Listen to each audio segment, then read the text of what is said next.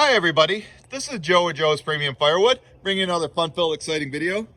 Today's video is my monthly firewood inventory video, but before I get into that, I need to say a few things. Yesterday was my 1-year anniversary of starting this channel after my original channel was stolen 10 days earlier, and I'm sure a lot of you are glad that I don't talk about that anymore. At least those of you who have been with me and know the story of it, but I'm not going to get into that. But ever since then, I've got over 3,100 subscribers and over 600,000 views on this channel. And I really appreciate each and every one of you. As I checked out my analytics the other day, one third of my views on this channel come from you loyal subscribers. And I really do appreciate that. If you're new to this channel, please consider subscribing and hitting the like on the video. Thank you. I also found out that yesterday was the same day that my friend Dan, Back 40 Firewood, started his channel 1 year ago yesterday. Now he's got like twice as many subscribers as me and twice as many views, but that's cool. That's cool, Dan. You know, you are way more charismatic than me, and you're more of a people pleaser, where I can be an a-hole sometimes. If I get rubbed wrong, you know, just I let the haters get to me, and sometimes I go off and rant and maybe sometimes whine in my videos, where you're always positive. So congratulations to Back 40 Firewood. If you don't know about his channel, go ahead and check it out. I'm sure you'll really like it. So I just wanted to say once again, thank you for supporting this channel. And by the way, I did get my other channel back in October of last year. And so now I got two firewood channels. The one's called Joe's Firewood Videos. This is Joe's Firewood Videos too.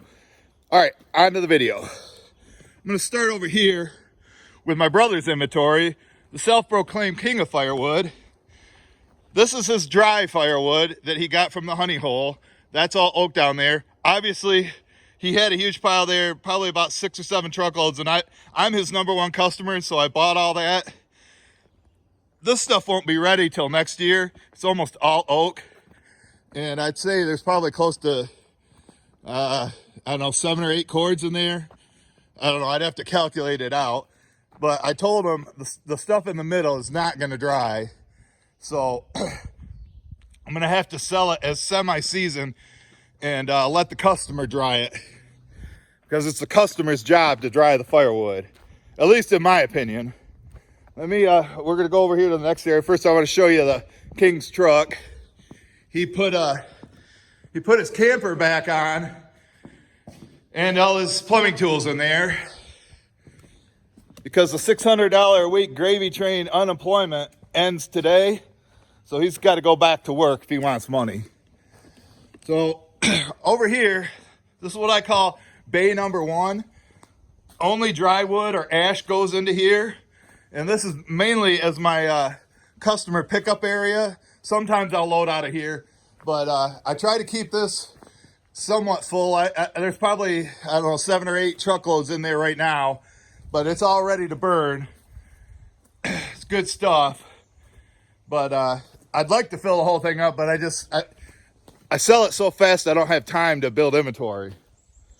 Over here, this is some junk wood that we burn. All my rejects goes into our wood stove. Then in here, this is bay #2. This is one of my seasoning areas. Although sometimes dry wood goes in here, but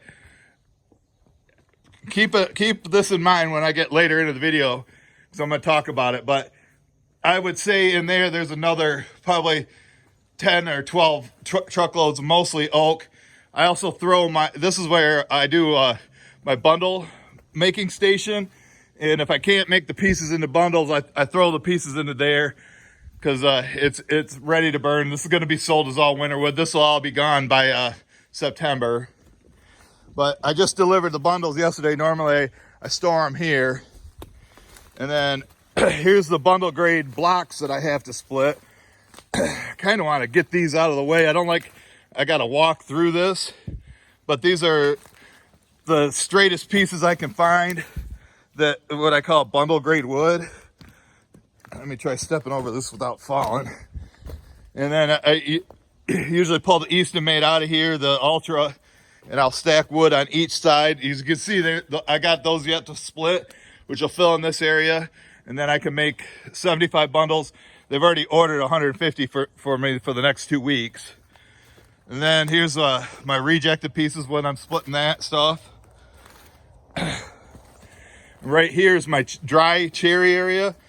Anytime I get blocks that are barkless, I split them and stack them right here. Oh, and here's my massive apple inventory. Jeff brought me some the other day. That's all I got there, so I don't get that too often. But I don't really promote it either. I take it when I can get it. And back here, this is a mix of oak and black locust. And this is all going to be sold during the winter time. Probably last about a week. Once, if that, there's probably, I don't know, 4 or 5 truckloads right there. Then I got a little stack back there, about a face cord's worth, maybe less. And then more winter wood right here. I'm trying to build this up. This is what Zach and I did. Zach and I did a while back. I don't know what, it looks like something tore it up in here. I wonder if it was a deer digging or something. See all that? I don't know what that's from. Maybe Shive knows. But anyway, that's all white oak right there.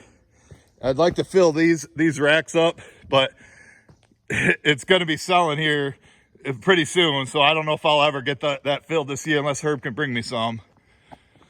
And then right here, this is my summer campfire wood for summer of 2021, next year.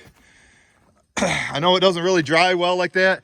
See, the problem we have here with me seasoning is we got all these tall oak, hickory, cherry, maple trees around here, and it doesn't get any sun. Plus, the best way to store it, and Larry Cluck will tell you, is in single rows, or kind of how outside Michigan does it. Stack it in single rows, but it's a lot faster. Plus, it's summer campfire wood, and after sitting here for a year, it should dry out fairly quick once it goes to the customers. And right over here, this is my cherry for the restaurant.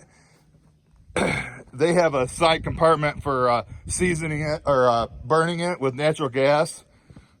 So it really isn't critical that it's dry, but I like to try to keep about 3 truckloads of it right here. So now we're gonna go down the driveway and I'll show you the stuff that I have down there. And the truck's in pretty good shape right now, looks good. Here's old back 40 I was telling you about. And right here, there's a stack of boiler wood that, like when I'm splitting up at the house and I get a bad piece, I just walk it over here.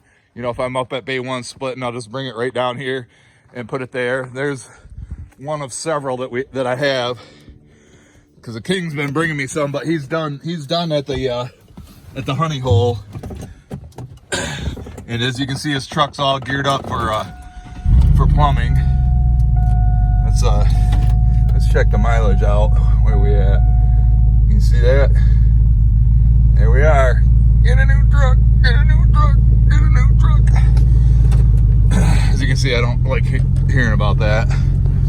Here's some cherry blocks. This is a cherry blocks that I drew off of. They've been here since like February when we had to unload the trailer that got stuck in the driveway.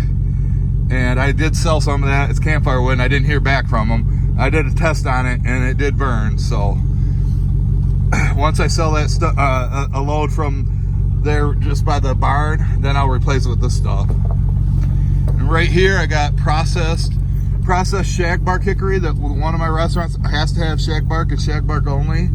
Herb brought me this a couple weeks ago. I already took a load out of it. It was about a cord when I bought it from him. And then here's what I had here, and the pieces that I got from Herb that were too big and need to be hit again. So whenever I get blocks, this is where I store them at. Now I'm back to boiler wood right there. More rejects from when I was cutting at the honey hole or the King. And we're coming up on some more boiler wood right here that the King brought me. There's probably 10 truckloads right there. And then he brought some on this side too. So So both sides have boiler wood. So now this is my driveway storage area. It's under the power lines, which I gotta keep open. So I keep hickory down here. This is the driest hickory that I have right here. They just bought from me, so all my restaurants are still buying from me. But this is the driest stuff. They also have one of those modern smokers with the side compartment with natural gas to burn the wood. And this is what Jeff split about a month ago. Split and stacked it. So I have like 3 spots where I keep the processed wood. Here's all the hickory that's not processed. There was somebody, I think he's in Mississippi, that said he's just desperate for hickory. I said, you supply the shipping, come here and get it. I'd probably sell him this whole stack here for, I don't know, $2,500 maybe. He comes and gets it. I was paying the king $100 a truckload. There's probably 15 truckloads here, so I got to make some money off it. But it's, like I say, it's not processed yet. I'm sure once it's processed, I could probably sell for $5,000 maybe. So I'm getting a lot more for it. Me and Zach, we're gonna lay down some pallets in here and start. I gotta tackle this problem before it gets, you can already see some of the pieces getting mushrooms on it. So I want to get it processed. It'll stay better. Then over here, this is where I keep my long cut wood. About 1% of my customers actually request pieces that are like 18 to 24 inches long. I got a truckload and a half here. I'd like to get another row here of dry wood so it's ready to go when he orders from me in the wintertime. And there's more rejects from Mom. And down here, this is all the green wood that the king got from the honey hole. Most of it is oak. You can see all this out here, this white oak out in the back. There is a little bit of cherry in here and some walnut, basically what I call filler wood. But you can see it's a good sized pile, and it's going to take a long time to split. And you heard what I mentioned to you earlier about bay number 2. I think once that's all empty, I'm gonna come down here and split into the quad trailer and take it up to the house and split it and put it inside bay 1 and probably bay 2, and fill bay 2 all the way up with this stuff, because that's like my best area for drying. Or back behind the barn where I just was, all that area is going to get filled up. So I was thinking about clearing out that brush back there, all those little sassafras trees, and start stacking rows down there, which I've did before. But once again, we don't get the sun. Got all these trees, these hickory trees, and this massive oak tree right here. It provides too much shade. I almost need to clear out this whole area, but it's not my choice to clear it out and then have a nice area where it can get the sun, because it's just really not going to dry well in here. So, all right, well, I'm heading over at Herb's right now. I got to do a delivery. I'm taking some oak up to Grand Rapids, and then I'm coming back and buying some campfire wood from him that I'm going to deliver tomorrow. So once again, thanks everybody. Thanks for being with me. Those who have been here for this full year, like G-Boz, Wilbird. I can't remember all your names. Those are the guys that I remember that were here at the beginning. So thanks again, guys, and we'll see you at the next one.